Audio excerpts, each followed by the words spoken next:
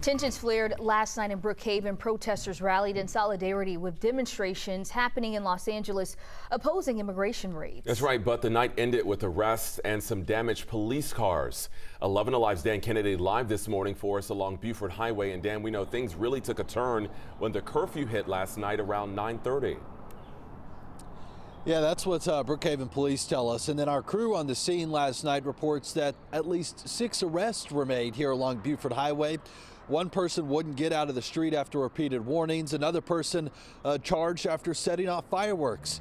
And by the end of the night, we know of at least 3 Brookhaven police cars that had damage. We're told it was caused by people standing on top of the cars, by rocks, and one car even had a wooden stake in the windshield.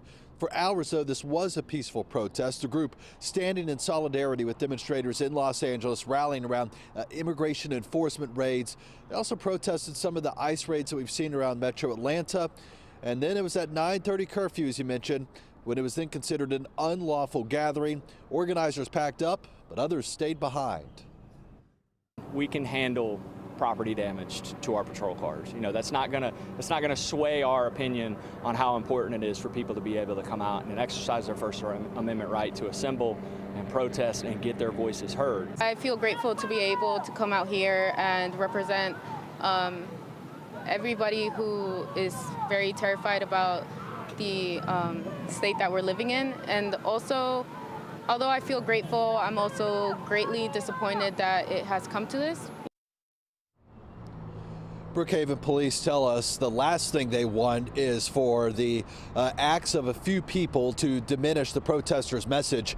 Out here along Buford Highway, there were no injuries last night, and we are working at this very hour to learn more about those 6 people who were arrested.